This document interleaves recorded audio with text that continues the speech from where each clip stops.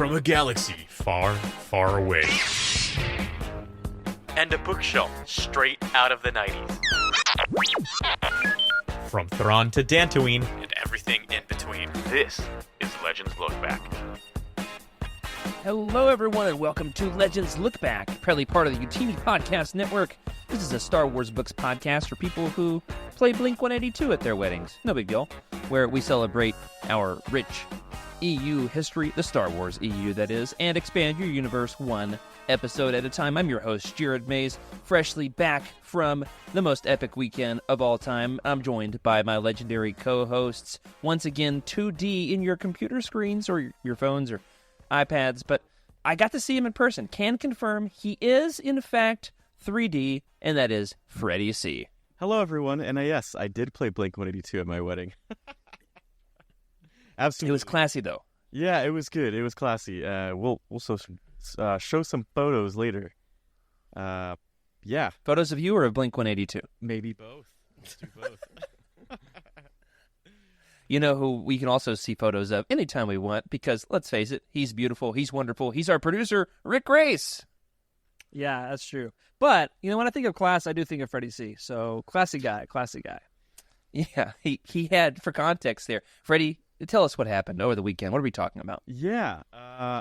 First of all, I've got a little bit of Blue Label in here, leftover Blue Label from the wedding. That's what happened. We had a wedding. I had a wedding, not Jared and I. Well, Jared was there. Right. I was telling people. He married you. Did he not marry you? I did. I was telling people I was marrying my friend Freddy. Which he did. He was the officiant at my wedding. There you go. Full-blown Jedi gear. And yeah. When I talk Took me over an hour to iron those Jedi robes, by the way. Yeah. And I'm not talking about just any Jedi gear. I'm talking like some of the best Jedi robes I've ever seen. Everybody was commenting how awesome the officiant looked. And of course, it was Jared Mays. Well, appreciate that. Couldn't quite keep up with your freshly tailored suit. Or, let's be honest, that Nia, your bride, looked absolutely stunningly beautiful, and is here with us in the chat tonight. Welcome and congratulations. And yeah, let's get back to the Jedi robes. The Jedi robes. Yeah, there it is. There's Nia on screen. I did get new boots for the wedding, and the boots, they got a compliment. So Thraken's Thrift Store coming up next episode. I'll show off my Jedi boots. Nia's uncle, the most wonderful man I've ever met in my entire life, Uncle Romero. Shout out to Uncle Romero. He was like, "Man, those boots, are they special? What's special about those boots?" And I was like, "Well, it's really the two stripes at the top that makes them." Like, how do you describe? I was like, how do I even begin to break this down for this man? And anyway, he was into it. He called me Obi-Wan all weekend. Man. Yes. All weekend, he would say, "Hey, Obi-Wan, come over here." And I'd get over there, and then he'd say, "What's your name again?" Obi-Wan. You got it right the first time. Yeah. So Once again, a Blink-182 song. I got some photos. You want to see them? Let's get to it. But before we get into the wedding proper, just a bit of a teaser for what we're going to do in this episode. Yes, we're going to talk here at the top of the show a little bit about Freddy's wedding. It was spectacular. We've got photos. There's some Star Wars-y stuff there. It's relevant to the show, I promise. We will also be continuing our coverage of the new Jedi Order with the 6th book in the saga, Balance Point by Kathy Tyers. We'll talk about Force Visions, Refugee, Crises, and Jacen Solo's Campbellian crossing the threshold reluctant hero moment. But first, a brief recap, like we said, of Freddy's wedding from this past weekend. And let's just say the Force was definitely with us. But first, a brief plug for the Utini Patreon. One of you guys want to take the ad here? Freddy, you want to read the ad read? For us. Of course. The ad is us. Yeah, the ad is us. Our first ad is us. It's plug for the Utini Patreon. It's newly revamped with so much more exciting content in the works. The Utini Patreon experience is a fantastic way to get extra behind-the-scenes bonus content with new content coming all the time, including a peek behind the curtain on making of Utini's flagship YouTube videos from Eric, to extra content from each and every Utini podcast. We have a long-form deep dives and special events coming your way, so you can be up close and personal with your favorite Utini creators. Be on the lookout for a bonus Patreon video from us, Legends Look Back, on May the 4th. Check it out at patreon.com/Utini.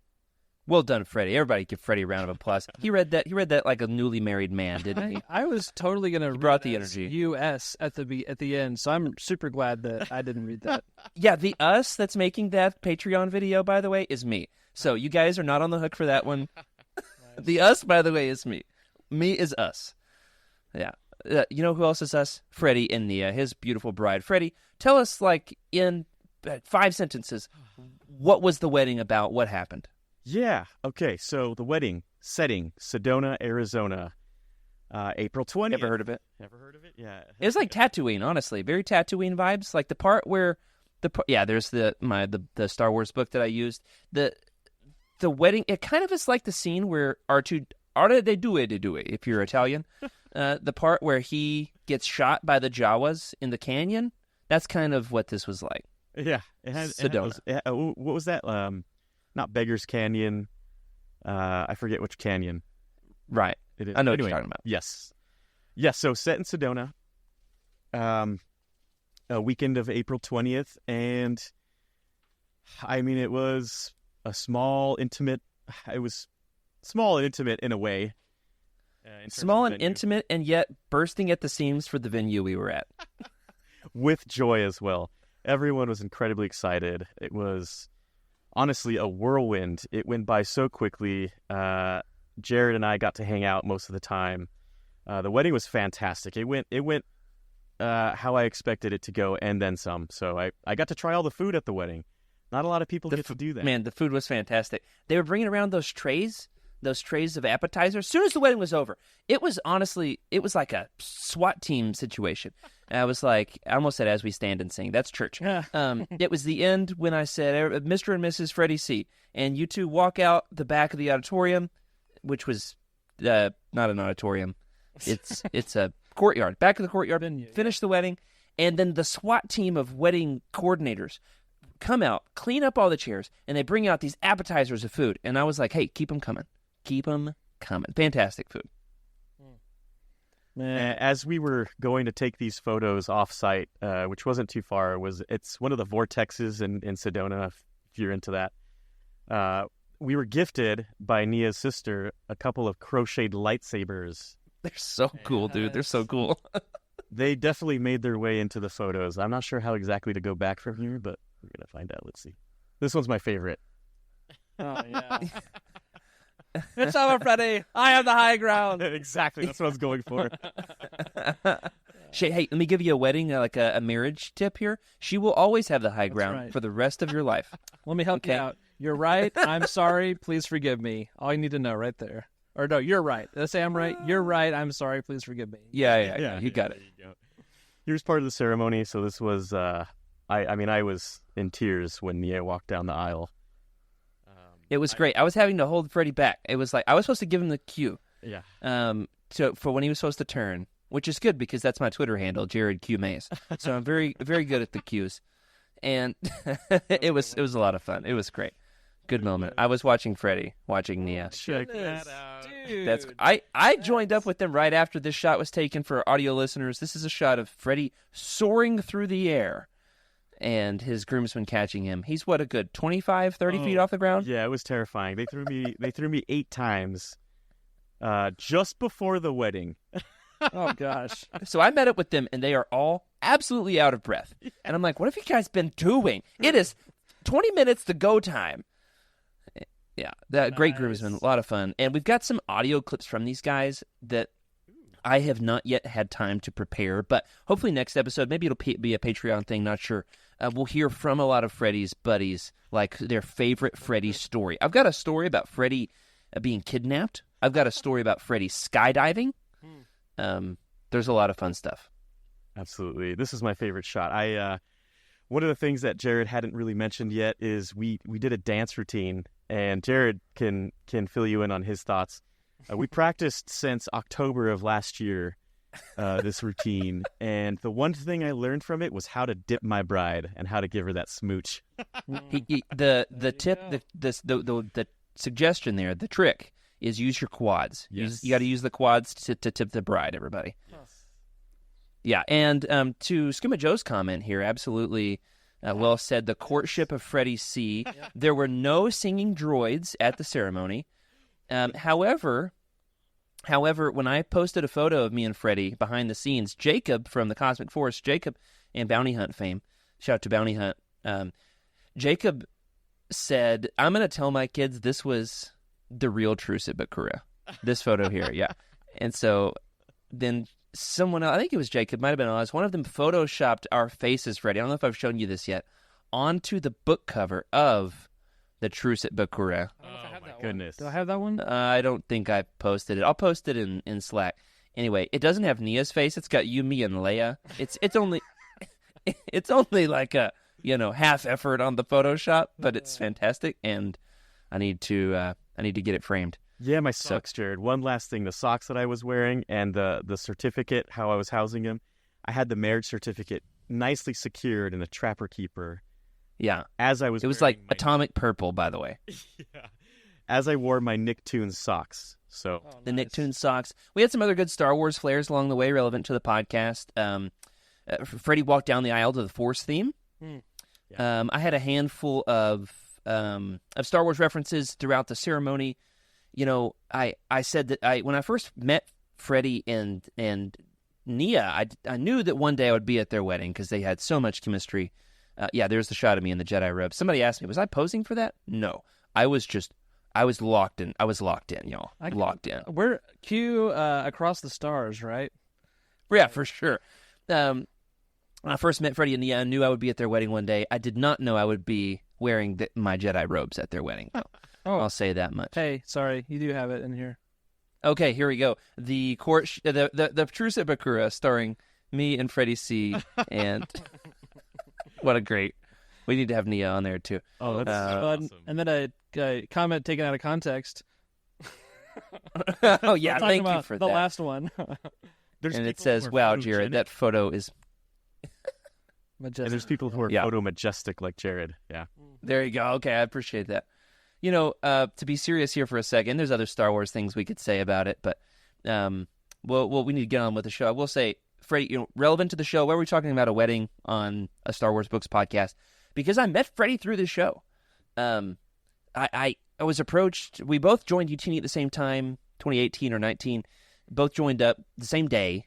Did not know each other. He's from Arizona, California, that area of the world. I'm from Arkansas. Really have no business knowing each other. And whereas Rick and I went to college together, we had, same religion. We had some stuff that brought us together. Freddie and I didn't know each other that way. Then I was approached by the higher ups, Eric, Corey, and Charles, about starting a Star Wars Legends podcast. That day, I reached out to Freddie about recording a test episode. You know why? He was literally the only person on planet Earth who I knew, other than the three guys on the Living Force, who owned a microphone. And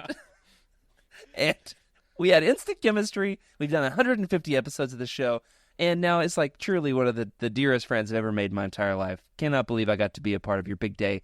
This expands beyond podcasting and into, like I said, 3D, into real life.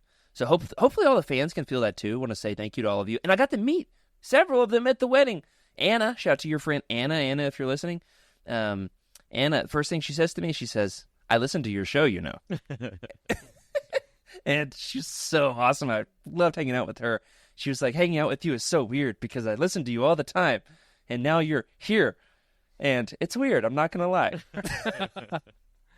So, Freddie, you think that about sums it up?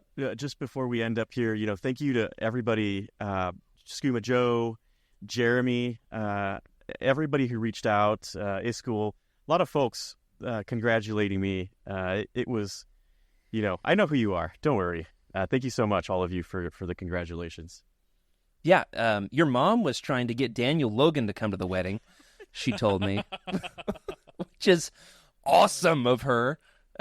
So Daniel Logan, you know who you are, too. And we know who you are.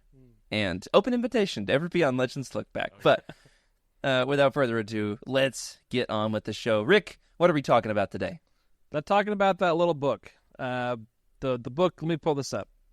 You got it. I believe in you. You just read it. Balance Point by Kathy Tyers. who also wrote Truths of Bakura, that one other book that we talk about sometimes. So this book, I did not realize it was the same author until a couple days ago when Freddy said something about it. Oh, nice. Yeah.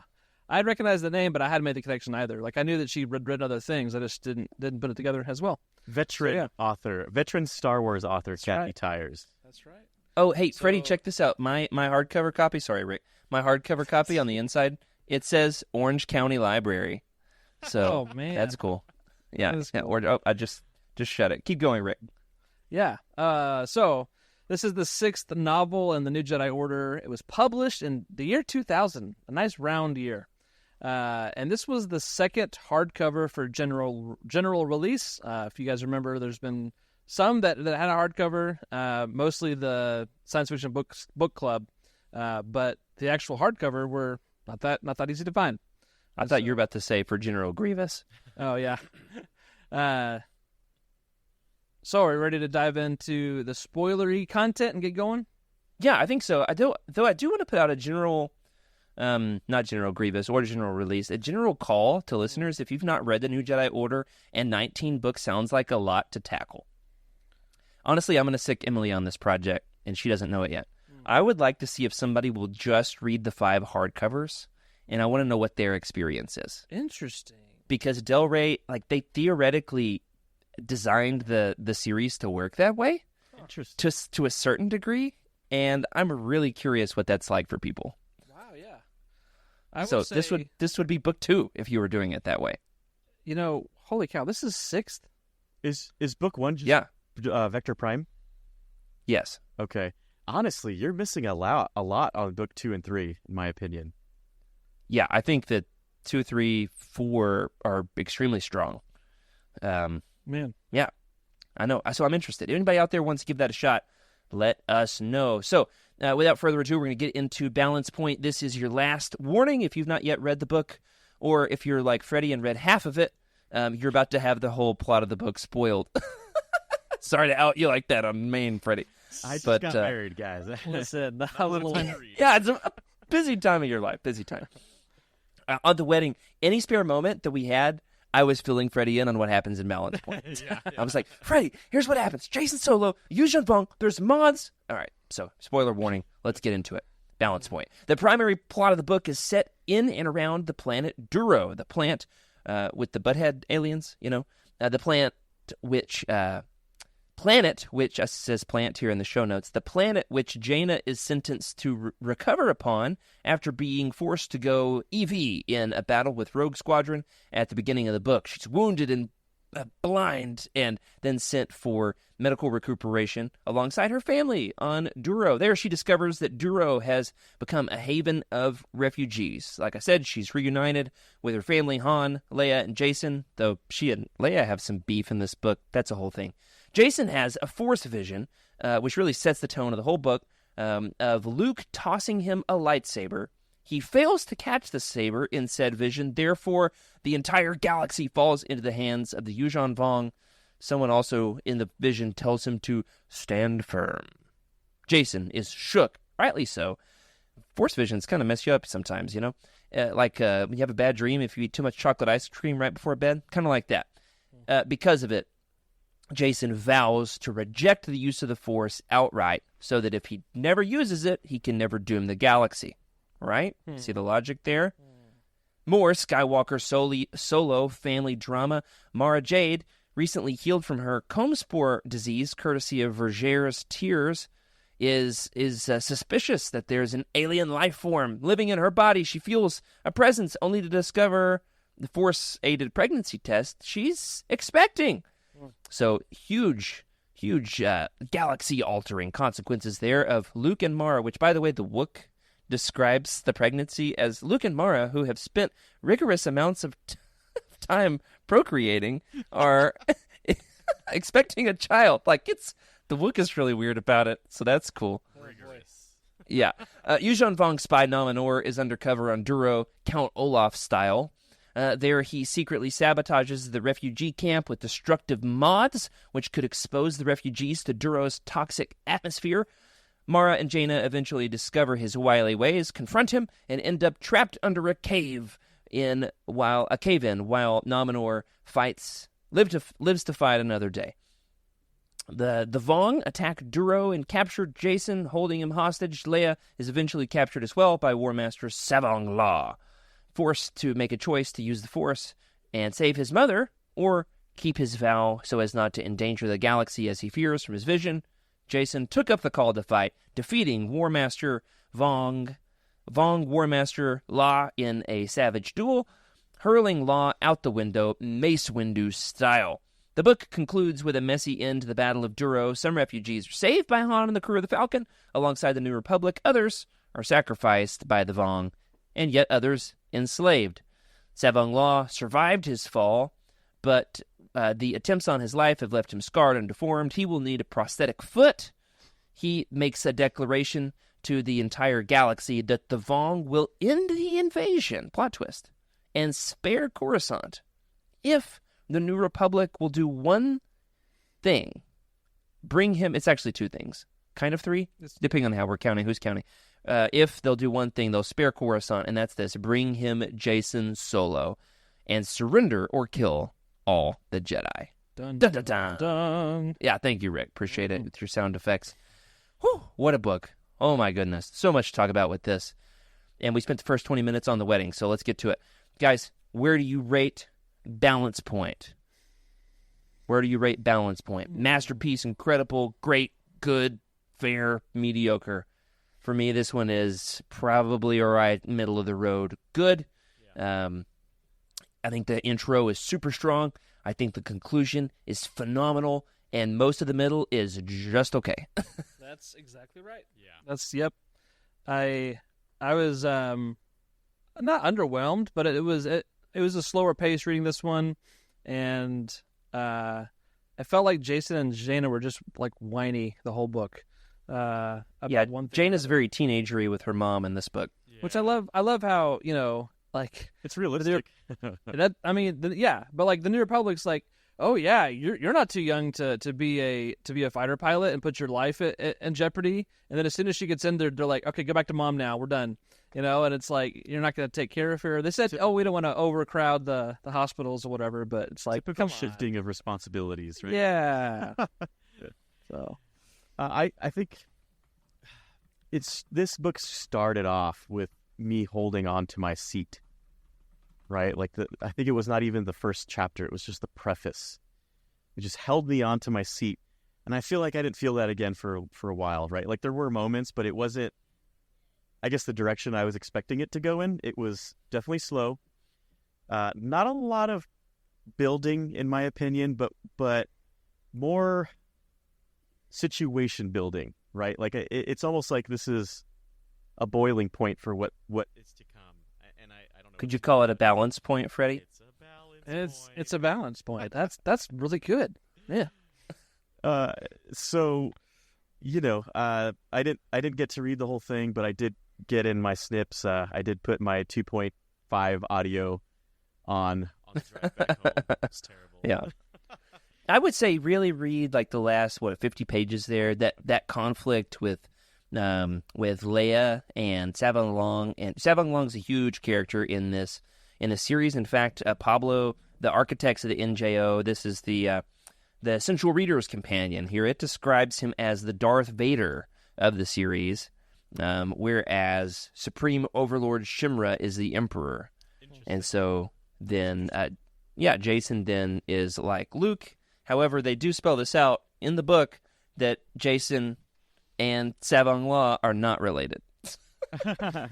So very helpful there. Thank you, Pablo. Yeah. One thing I do want to point out, this is kind of my wrap up here, is this book I feel like is very focused on Jacen, right? I feel like if we were doing like a soccer match, Jacen has he's got control over the ball. He's got 90% ball control, in my opinion. That's how it felt. At least everything was for, I think, his development, for Jacen's development. Yeah, well said. If it's a Formula One analogy, you could say he's in first position the whole race, right? Position, yep. Max Verstappen. Pole position. I tried. I learned that Freddy's bros are Formula One fans, Nice. and I messaged Sports Talk in the Utini channel to say, help me. Some of you guys are Formula One guys. Corey especially, I was like, hey, help me out. I don't know what to say. I'm stuck in a Formula One conversation. Somebody give me a talking point. Nice.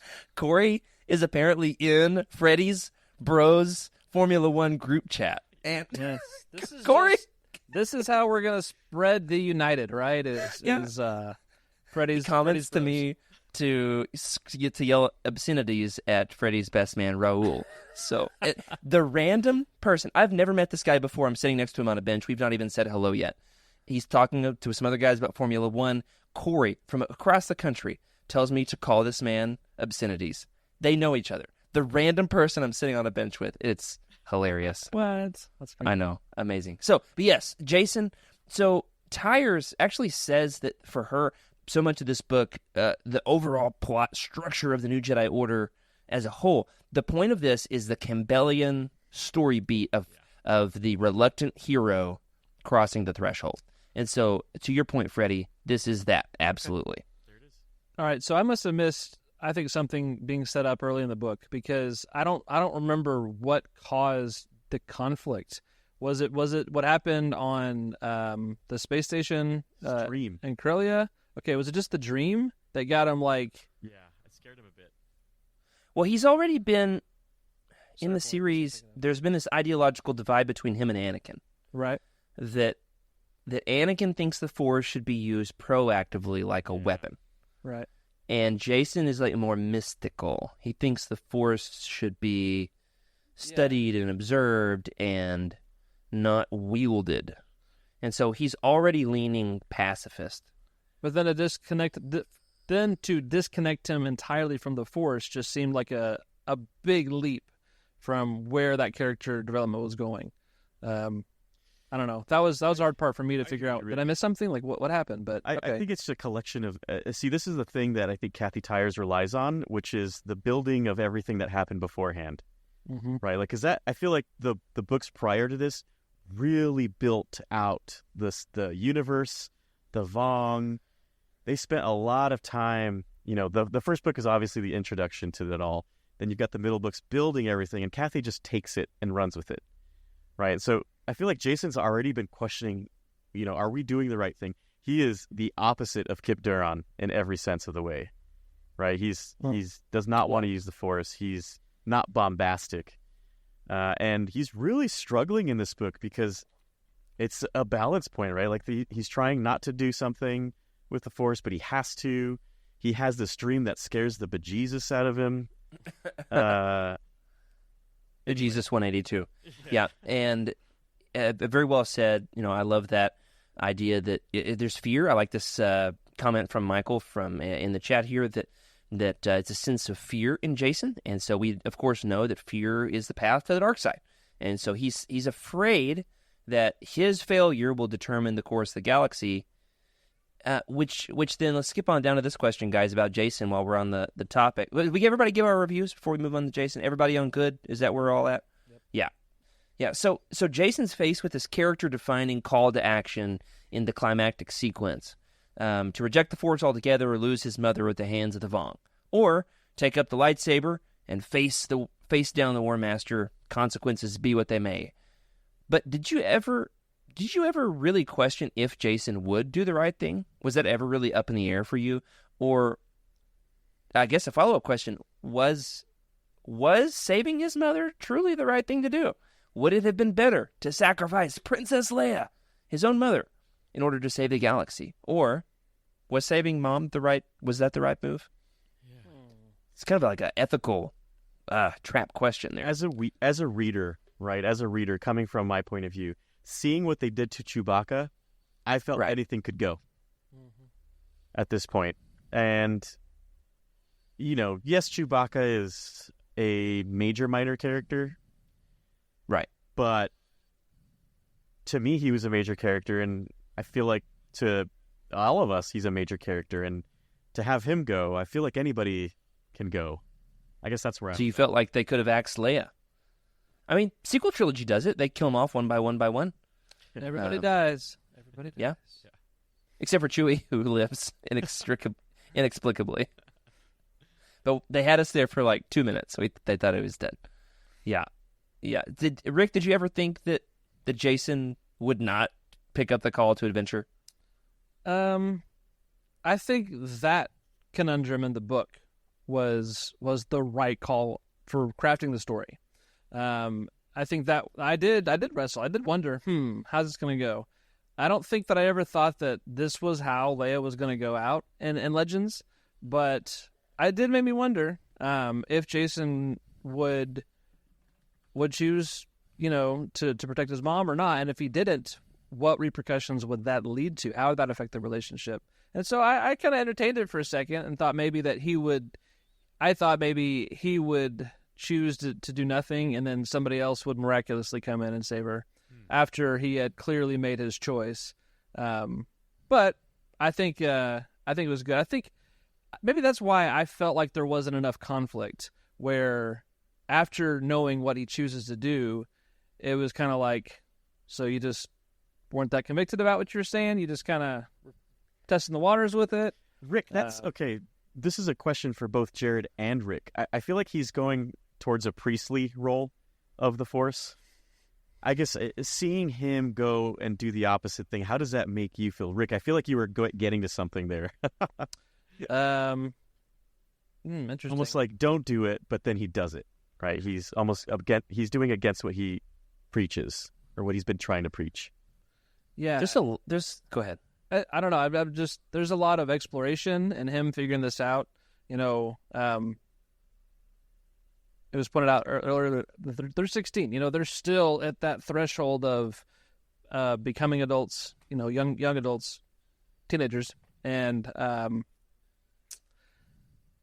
guess we give them a pass to an extent. But yeah, I think that's a good way of looking at it. It's interesting, the whole priest idea of, do you have these high and lofty ideals, or are you at the on the ground level dealing with the people who need help?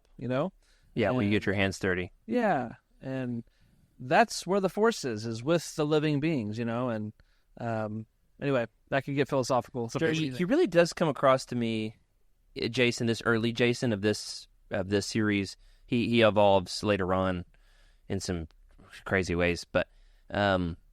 Here he's kind of like that college freshman who's just taken a class about Marxism and then comes home for Christmas. Yes.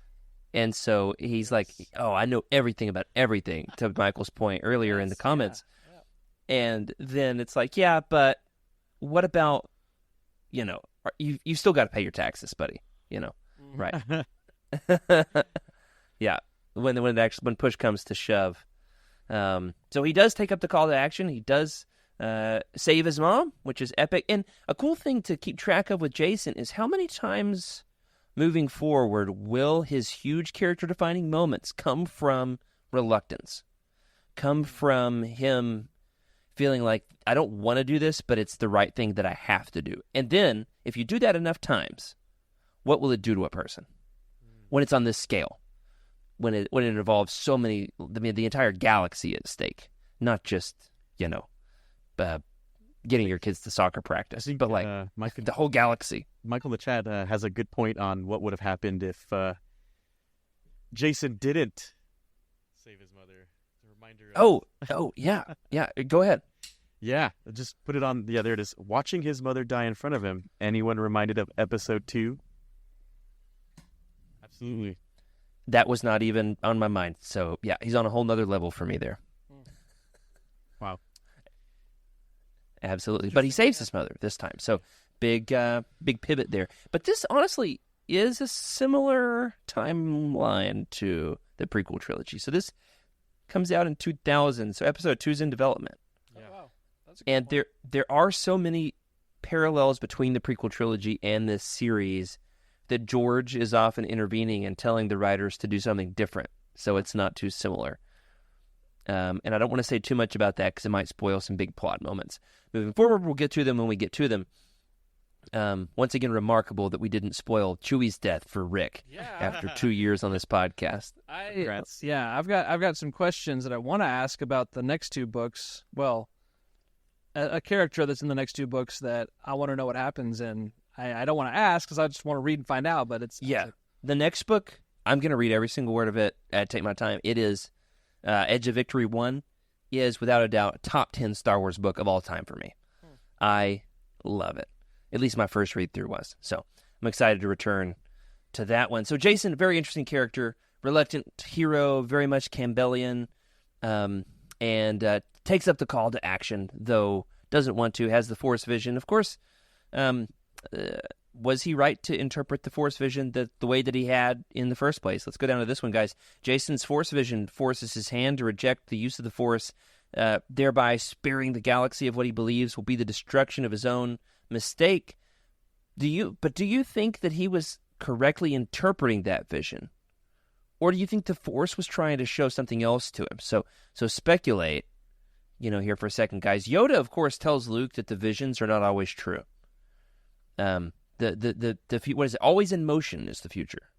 Yeah. Do you think, based off the vision that, as it was explained to you in the book, did Jacen interpret it correctly? So the vision is Luke tosses him a saber. He misses the saber. The galaxy falls in the hands of the Vong. Finally, a voice tells him to stand firm. I honestly, okay, Rick, I'm going to let you go on this, but I'm just going to start off with, I feel like he just went the opposite way. But Rick, go ahead. I feel like he didn't have to land on the decision. He could have explored the options instead of assuming he knew authoritatively what it meant. Which he does kind of, vacillate a little bit, but I don't know. I felt like he was arrogant, he thought he knew. And so that, I don't know. Yeah, my thoughts were still coming. It was interesting because the way this part was laid out was like Jacen was like, wait a minute, there's Luke. He's right in front of me. He's almost seeing it as a movie, but then he realizes he's part of it. He's like, wait a minute, I'm in this. I'm in this movie. And I feel like let me just say, after I saw this, it was like clear to me what the dream was trying to say, possibly. That if he were to fail his duties as a Jedi, the Vong take it. He is the balance point. Right? He's the pivotal character who will either doom or save the galaxy from this specific conflict. And so then it goes the opposite way. I'm like, what are you doing? He's like, okay, I want no part in it. Peace out. He tries to go off. He's like, anybody got a map to Octo? I need to go to Octo. I go Octo. Sure. Yeah, this is a Legends podcast. Yeah, he tries to peace out, yeet his way out of the galaxy. First class flight to Yeetville, and doesn't succeed. Of course, the Vong force his hand, and so I like that we add in Savang Law. Then the fact that he takes his foot. Savang Law now is going to be hell-bent on revenge, and he's a great character in this series. The Darth Vader of the Yuuzhan Vong, as Pablo calls him. So I'm excited to see that develop moving forward. Foot. That's just such a random, appendage to lose. Is like, it just sounds like an old person got hip issues. Oh, yeah, my foot's acting up again. Like, oh, yeah, I lost my foot. Yeah, exactly. It just, Well, it's the next time they meet, it's a really iconic scene because Savang Law pulls out his amphistaff, it gets all hard, and he's like, time for a showdown. Bet you didn't recognize me because of my new foot. Yeah. There you go, another sequel trilogy joke there. All right, moving on. We talked about Jacen a lot. Let's talk about some other Skywalkers, some other solos. Jaina is stranded on Duro with her family after suffering an injury in the beginning of the book in service to Rogue Squadron. Is this just Kathy Tyers telling Mike Stackpole that she doesn't want to write Jaina as part of Rogue Squadron? Or do you think there's more to it? Does Jaina's being grounded... I'm reaching on this question, guys. Does her experience of being grounded parallel the experience of the refugees that she's encountering on Duro? Is it a matter of limiting her freedom and showing that now she's boots on the ground? She was exactly what she was doing. She was sky high, top of the world. Look at me. I've killed 15 coral skippers. I'm top dog. I've got a big ego. And then now you don't. Now what are you going to do about it? Prove it. The life, basically the Force is telling her to prove it. This isn't, the world isn't all skies and blue skies and red roses. It's you're going to have some setbacks, and You might lose a foot along the way. you might lose your spleen. So exactly, and I feel like that's kind of what we're seeing here a bit is, she's top gun, top dog right now, and not so much anymore. And now that she's kind of I don't want to say she's useless, but now that she's not a pilot, it's like, we don't need her right now. Like, you guys take care of her. We're going to go figure this out.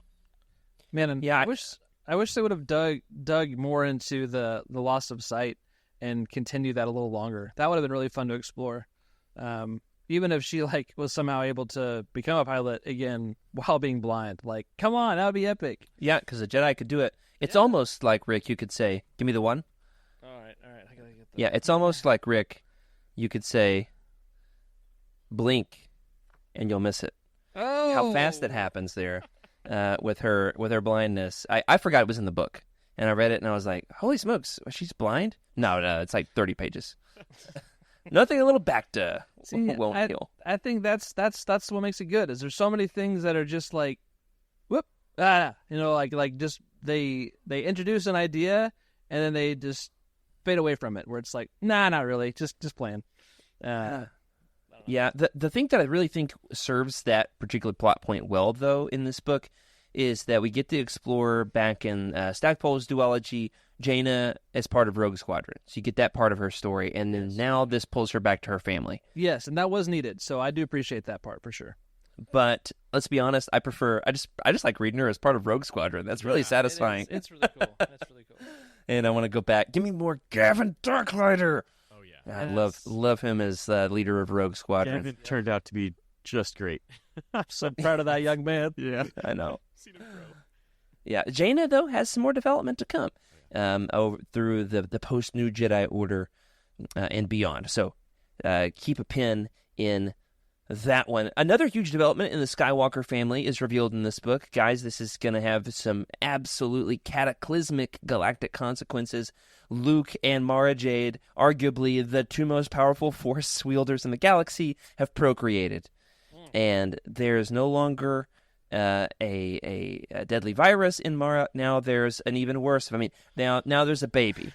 Shout out to all the babies out there. They're expecting. First of all, how was the pregnancy announcement handled? Oh no, I just got cured of my disease. There's something else wrong with me. Oh wait a second. It's a baby. How did the big twist? Yeah, the parasite is actually a Skywalker baby. All these nosy Jedi family members keep on, letting their senses go too far and accidentally discovering. Like, that's kind of invasive, guys. Come on. It was, yeah. It's funny, right? Because I'm like, oh man, what else is wrong with Mara Jade? Is George gonna axe it now? Is this the moment?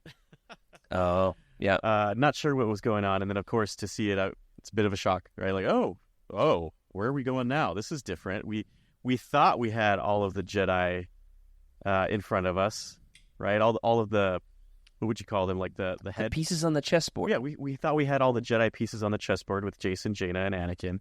Not quite done yet. Yeah. To use a Dune reference, it's like the Lisan al-Gaib, and then all of a sudden, the mom's got another in the baby cooker. What do you call that? The oven? The baby cooker. Yeah, that's not right. I was looking for a different expression, and it did not come to me, and that's what I landed on. Which that's way creepier in the book. So plug for the Dune book, y'all. All right, nerd. Moving on. No, I do want to read them. How do you think though? I'll read the first one, and then you're done. Okay, thank you. I won't. But how do you think this will be? This is huge. Luke Skywalker's having a baby. Mara Jade, this is huge for the EU.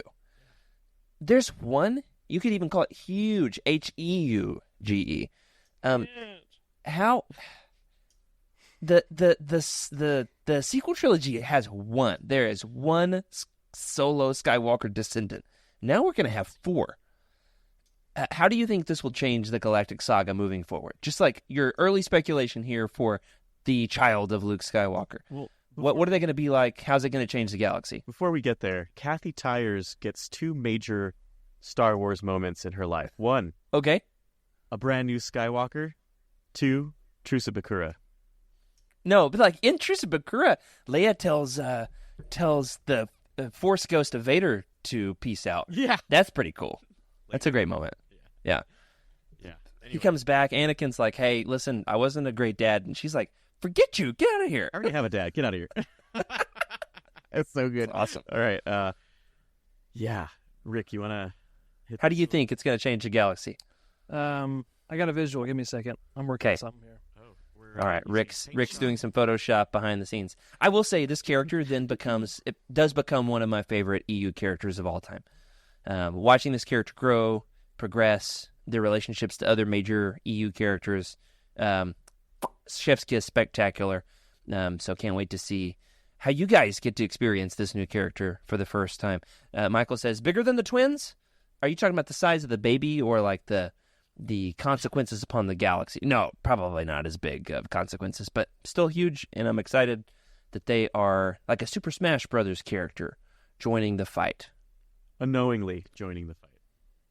Yeah, all they're doing in there is like trying to soak up those nutrients and all that good stuff. So while Rick finishes up his memes behind the scenes, He's really so right now. Rick just opened Paint Shop. I'm panicking. I'm trying to Microsoft Paint. Microsoft Paint. There you go. Don't rush art, okay? He opened up Microsoft Paint. He's grabbing the rectangle tool. Looks like now he's using the paint bucket tool to fill in the color. We'll get there. But yeah, this is a major moment. Like I said, that we thought all the pieces were laid out on the table. We thought we knew what was in front of us, and not just obviously we've got some character progression to get to until this being is of force use, I guess, of consequence of sorts. Yeah, it takes a while. It's the next series, really. Yeah, It's not so much a new Jedi Order thing. but it sets up like, oh, we're gonna get more. We're definitely gonna get more, right? And just thinking about reading this in 2000, that's the only thing you're thinking about is, wait a minute, if this is happening now, what are we gonna get next? Right. Yeah, and Legacy of the Force is when this character really shines and comes into their own, and it does it in just spectacular fashion. Yeah, in my opinion. This is a mess, but this is the best I've got. I really think that having more Skywalker solo kids, it's setting us up for Star Wars: The Next Generation. Oh, great. For our audio listeners, we are looking at a very poorly photoshopped meme Oh, it's awful. It's awful. of Just for you. Just for you. the Star Trek Next Generation poster, but the Trek is crossed out as Wars. Jared You're telling sounds me so disappointed right now. you're telling me you couldn't like change faces or anything? All you got was changing the word Trek to Wars, and that took you that long? Yeah, it's complicated. Oh, man. So we've talked about the heroes. We've talked about the Skywalkers, the Solos. Let's talk about the villains here for a bit. Nama Noor, I compared him to Count Olaf earlier with the Lemony Snicket series of unfortunate events. For those who don't get that reference, Count Olaf is in disguise as a different character the first nice. several books of the series, and he's like, oh, no, now I am actually the wedding, not wedding, I'm thinking about weddings. Dang it. I'm like the hotel manager, and they're like, "No, you're not. You're Count Olaf." And he's like, "No, I'm not." And that's definitely not the same tattoo on my ankle that you've always seen. And so Nama Noor does that in this book. He's in disguise. What's your impression, guys, of Nama Noor at this point in the series? He's one of the more dynamic characters in the series. He goes on an arc. Where are we at with him now? So I'm having a hard time keeping track of my Yuzan Vong characters, honestly. But, he's one that I'm following. Desperate, I feel, that he keeps having these setbacks. And so he's kind of at the end of his leash, where if anything else goes wrong, it's clear that he's not the top dog. And so, what does someone who's more and more desperate do? They tend to, intensify the stakes, and either really good things or really bad things happen, depending on your perspective. I feel you on the Vong confusion, Rick. Mm-hmm. Yeah, and so he is in the mix somewhere. He was like an advanced spy. He's been sent to sow discord in the galaxy in advance of the Yuuzhan Vong arriving. Right. And now the Yuuzhan Vong have arrived, he's still out trying to sabotage things, though he royally messes it up here. Though he's got, I love that he's got like a bag of critters, and he unleashes his mobs to destroy the space station. Though it is kind of a cool biological warfare technique to eat through it's a cool kind of like science fiction thing. There's a biodome to protect the. Good movie. I mean, so think about, is that a movie? I think it's Pauly Shore. Way back. So you think about in Star Wars, a character lands on a planet and they pretty much just can just go breathe the air. Yeah. But in space, that's not how it works. So not every atmosphere is breathable. Not every atmosphere is. And not every atmosphere is got the perfect mix of what? Hydrogen and oxygen that we need to survive. Nitrogen, yeah. Yeah, I know space science, obviously. Of course. And so this actually confronts that kind of sci-fi. Freddy, this is what you say about Truce Bakura. It leans more sci-fi Yes. than fantasy. Kathy and so Tyers. She's good at it. she does get this sci-fi element, which is not all atmospheres are equally breathable for all species. And I don't know how many books before or after this, but the Siruk are actually mentioned in this book. The Siruvi. She wonders how, or I think is it Luke? Somebody wonders how would they deal with the Vong. Very interesting. Oh, okay. They get a name drop. Yeah. Freddy, what if I told you one of the books in the New Jedi Order is a spiritual successor to the Truce of Bakura? I'm ready. I'm so ready. Why is everybody always trying to go back to Bakura? It does happen in the New Jedi Order, though I will say, for my money, it's one of the more lackluster titles in the series. But we'll see. You might love it. I think you will. I think you'll love it. You'll be old and gray by then, by the time we get to it. By book. What book is it? What number? It's like 15 or Oh, 16. yeah, absolutely. I'll have my third child by then. And Yeah, because the first two will be twins, just like Han and Leia, right? Yeah, there you go. Fantastic. So, Nominor, keep your eye on him. A very dynamic character in this series, though he comes across as very Count Olaf. That's in really good this one. comparison. So props to you for that. Thanks, Rick. I've been sitting on that comparison for 10 years.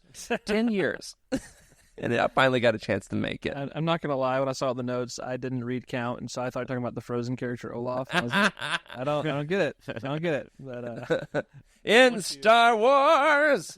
yeah. Oh, that was weird. I just morphed into Josh Gad for a second. Let's put that in our Legends Look Back musical that is coming soon to a Patreon near you. Don't you dare make me Josh Gad in the Legends Look Back musical. Don't you dare. Friggin' hate that guy. Moving on. All right, so shout out here to one more character before we move on to a couple overarching questions, and that's Randy the Hutt. I mean, Randa the Hutt. Rhonda the Hutt. Randa, but I was reading this book right at the same time as I was going to Freddy's wedding, and one of his groomsmen who was shuttling me around all weekend, my chauffeur, was Randy. Shout out to Randy. Randy's a real one. And so I just kept reading on accident Randy the Hutt and picturing Freddy's friend Randy, but as a Hutt with a big tail. But I couldn't tell this to Randy because that's a really weird thing to tell somebody. Especially when you just don't know him yet. you enjoyed it. All right, guys. So we got time for... Go ahead. I mean, what kind of Hutt voice do you think Randa has? Well, not like the one from Clone Wars. This one was Zero the Hutt. Yeah, yes. Oh, it's so bad. I hate Definitely it. not Stinky. Oh, man. Definitely not Jabba. Ooh, so. But he's super nice. You know, like a really nice Hutt. He's a nice Hutt. Can he be British? Let's make him British. That's Ran- an outcast, right? Hutts aren't clearly usually that nice. This is a nice Hutt. Yeah, Randall the Hutt from Michael calls him Randall the Hutt. That's great. I'm picturing him now like the villain from Monsters Inc. Randall. Yeah. So, but he's nice. He's like working with the refugee camp, and then he sacrifices himself. So a good Hutt. Not all Hutts. You know what I'm saying? But he's okay.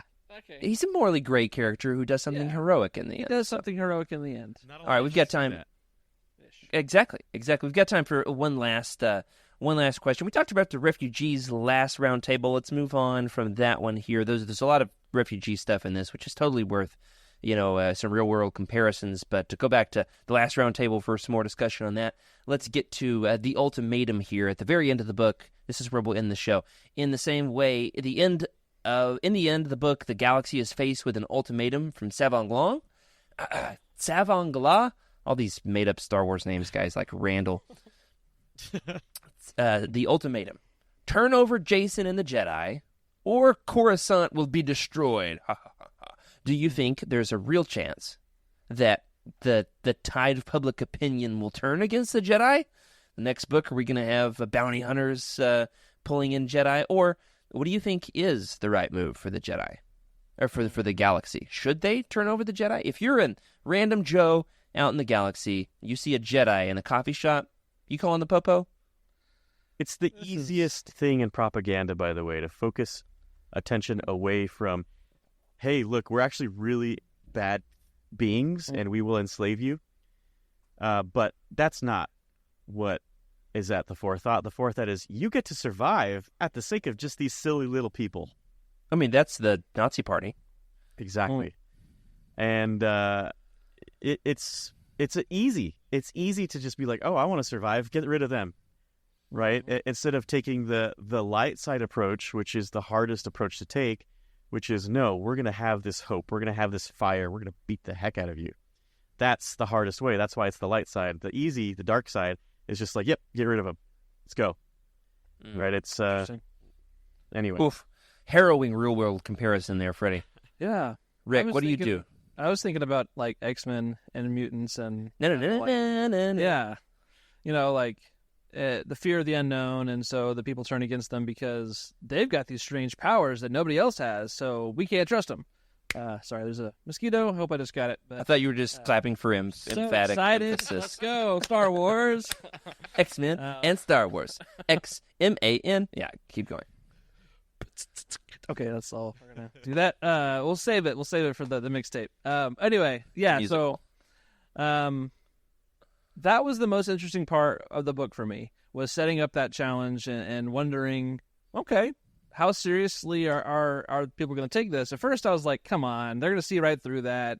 Like, obviously, they're not going to honor a promise. We've already seen that they don't honor their promises. But then, you guys, just hearing you guys talk about that, like, the Empire did the same thing and were very effective. And so, it's not too far of a stretch to see the galaxy turn against Jedi again. Yeah, so we do see that in the prequel trilogy. Another prequel comparison, though this precedes the prequels. And so I do love how many little parallels there are paralleling the prequels. It's a great point. Yeah, absolutely. So keep your eyes peeled for that. As we lead into the next book that we're going to do here on Legends Look Back, we're going to do a two-parter. Once again, we're going to do The Edge of Victory duology by Greg Keyes. So very, very much looking forward to doing those next month in the month of May. But that is going to do it for this week, guys. Oh, yeah, there's the most spectacular image that Rick is showing here on the live stream, the artwork from the Essential Reader's Companion of that final showdown. I love this image. It's amazing. It's pretty great. Oh, man. Yeah. So that's going to be the next book that we do on the show. But keep your eyes peeled. Stay tuned, everybody. We're going to do something fun for May the 4th. We won't have a live episode that day, but we do have something cool in the works on social media. It's not 100% finalized and approved yet, so we might put out a little announcement in the podcast feed or something when we've got that figured out. It's just been busy with the wedding and all that. And congratulations once again to Mr. and Mrs. C out there. So looking forward to May the 4th. If you don't hear from us before then, happy Star Wars Day. May the 4th be with y'all. That's the Southern version, by the way, guys. With y'all. It's true. And also with you, the Catholic. And also with you. Thank you, good sir. In the meantime, keep your eyes peeled for some other great shows in the Utini Podcast Network. Star Wars Archives, The Cosmic Force, Utini Avatar Show, and the Utini Baseball Show. Oh, and another one, the Utini Show. So many great podcasts you can be checking out in the meantime. But that'll do it for this week on Legends Look Back. If you're looking for other podcasts to expand your fandom, check out the rest of our lineup in the Utini Network. If you're already a proud member of the United on Patreon, thank you. A special thank you to Brian Dooley, Carl Sander, Michael Fry, and Raymond Bazinski on the High Council, as well as James T., Ashley Ingalls, Colton Fife, and Chris Carrizo at our Captain tier for your amazing support. If you'd like a shout-out here at the end of the show, you can join the Captain or High Council tier as well. Rick. Yeah, so you guys can catch us live every other Tuesday night at 8:30 Central right here at utini.com/@utinivault. Be sure to ring that bell if you want to get notified whenever we go live, and remember to subscribe to the channel, leave us a review in your favorite podcast platform. If you'd like your thoughts read on the show, you can email us at legendslookback@utini.com, and we're also at that Twitter or X thing called Twitter or X, and our handle there is at legendslookback. Freddy! Yeah, let's keep the party going and hop on over to Discord, where we are continuing the conversation with other Utinians about this week's episode. You can find us in the hashtag Legends-Books channel. All right, that's about it. Jared, you want to take it out? That's right, everybody. Keep exploring, keep sharing, and let's keep on expanding the universe together. May the Force be with you. This is a Utini broadcast.